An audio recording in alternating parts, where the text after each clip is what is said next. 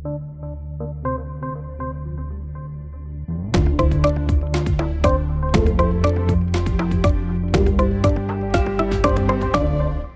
er blevet tirsdag den 31. januar, og du lytter til Landbrugsavisens nyhedspodcast.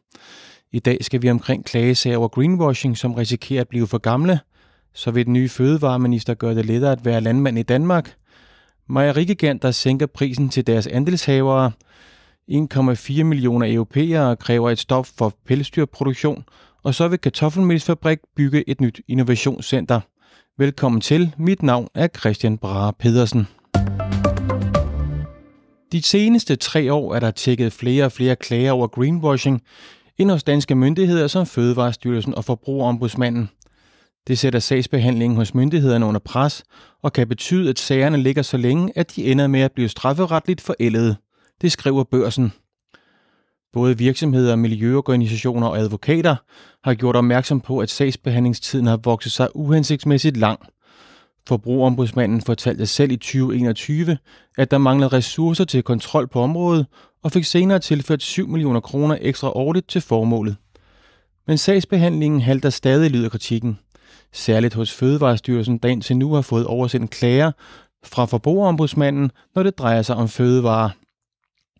Organisationen Landbrug og Fødevare er enige i, at det er en uholdbar tendens, fordi organisationen bruger mange ressourcer på at håndtere klagesagerne, hvor der for eksempel skal indhentes dokumentation for de påstande, der er fremsat i markedsføringen. Områdedirektør for Jura og Fonde i Landbrug og Fødevare, Charlotte Bigum Lynes, skriver i en mail til Børsen. Vi har oplevet i flere af vores principsager, at domstolssystemet desværre synes at være stærkt udfordret, så sagsbehandlingstiderne bliver lange. Alt for lange. Den udvikling ser vi gerne vendt af hensyn til både parterne og omkostningerne, men også af hensyn til de sager, som venter på en juridisk afklaring, skriver Charlotte Bigum Lynes i en e-mail til Børsen. 2 sager, som lige nu risikerer at falde for forældelsesfristen, er Landbrug og Fødevares kampagne Smag på Danmark, hvor dansk kalvekød blev fremhævet som et klimavenligt valg. Kampagnen blev afsluttet i 2020. Det er altså mere end 2 år siden den potentielle overtrædelse af loven senest fandt sted, og ifølge Fødevarestyrelsen er det skæringspunktet for at kunne rejse sigtelse i en sag. Den anden klage, der nu også ser ud til at have overskredet forældelsesfristen, drejer sig om et blogindlæg fra Arla i 2019, hvor der stod, at 21,5 millioner oste var blevet klimavenlige. I virkeligheden var det kun emballagen, der havde reduceret klimaaftryk. Arla oplyser, at der var tale om en fejl i form af en enkelt overskrift, hvor der ikke fremgik, at det kun var emballagerne. Den overskrift blev ændret umiddelbart efter klagen, der blev indgivet 24. september 2020, fortæller Arla. Det skal være lettere at være landmand i Danmark. Det er den nye fødevareminister Jacob Jensens overordnede mål med sin nye job, her godt en måned efter, at venstremanden satte sig til rette i ministerstolen. Det siger Jacob Jensen i et interview til Altinget, hvor han løfter lidt af sløret for sine politiske prioriteter som fødevareminister. Dansk landbrug er nemlig stadig i alt for høj grad præget af datotyranni, uigennemsigtige regelsæt og manglende tillid til landmændene. Til Altinget siger Jacob Jensen: Jeg har den overskrift for mig selv, at jeg gerne vil gøre det lettere at være landmand. Det har ikke noget at gøre med, at man nu skal til at have lov til at gøre en hel masse, som skader miljøet og klimaet, snarere tværtimod. Det handler om at sætte det gode landmandskab i højsædet, siger Jacob Jensen til Altinget. Med prioriteringen af det gode landmandskab mener Jacob Jensen, at landmændene skal have mere frihed til at udnytte deres kompetencer. Han nævner efterafgrøderne, der som udgangspunkt skal etableres senest den 1. august hvert år som et eksempel. Han siger: Hvorfor skal de etableres på en bestemt dato? Kunne landmandskabet ikke afgøre, at man i stedet sår det ugen efter, hvis der kommer regn, og det så får nemmere ved at spire, spørger Jacob Jensen. Jacob Jensen, som selv er gårdejer, tænker desuden, at det ikke er nogen skade at vide lidt om det fagområde, som man nu engang er minister for. Derfor håber han også, at det kan være med til at skabe lidt tryghed for erhvervet, når han fremlægger nogle af de ting, som landbruget ikke bryder sig om. Her nævner han den varslede CO2-afgift på landbruget som eksempel. Arla sænkede i går sin mælkepris for både konventionel og økologisk mælk i februar med 22,3 øre per kilo mælk. Det skyldes en fortsat høj inflation og store indvejning af mælk. Samme vej er mælkeprisen gået hos Arlas store hollandske rival, Friesland Campina.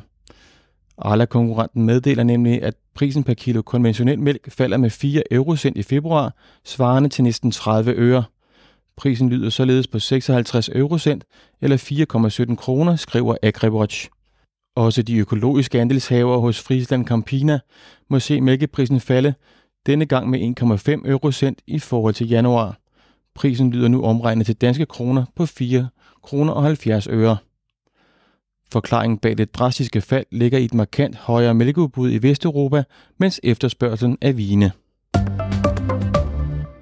60 dyrevelfærdsorganisationer har siden maj sidste år samlet underskrifter ind i kampen for at forbyde pelsproduktion og markedsføring af pels i hele EU. Et storstilet samarbejde, som i weekenden rundede 1,4 millioner underskrifter. Det skriver Dyrenes Beskyttelse i en pressemeddelelse. Ifølge foreningen har et borgerforslag aldrig nået så mange underskrifter på så kort tid. Det viser med al tydelighed europæernes holdning til pelsproduktion, mener Dyrenes Beskyttelse. Med de mere end 1,4 millioner underskrifter til borgerforslaget, er der med sikkerhed sikret de over 1 million gyldige underskrifter, der kræver at få EU-kommissionen til at tage forslaget op til diskussion. Kartoffelmælfabrikken KMC har fået byggetilladelse til at opføre et nyt innovationscenter i Brande. Det skriver KMC i en pressemeddelelse ifølge AgriWatch. Bygningen vil strække sig ud over 5.000 kvadratmeter, og investeringen skal bringe kartoffelmælfabrikken op i den øverste liga blandt stivelsesproducenter, fortæller selskabets administrerende direktør Jesper Burgård.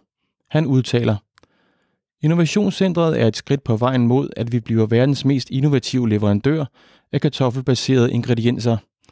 Vi har i forvejen de mest moderne produktionsanlæg, og nu får vi også de mest moderne udviklingsfaciliteter, siger Jesper Burgård i meddelelsen. Innovationscentret har stået på KMC's ønskeliste i flere år.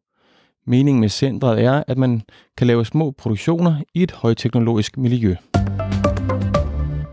Det var, hvad jeg havde valgt at tage med af nyheder til dig i dag. Du kan som altid lytte med på dronen alle hverdage omkring kl. 8.30, enten på landbrugsavisen.dk eller din foretrukne podcastplayer. Tak fordi du lyttede med.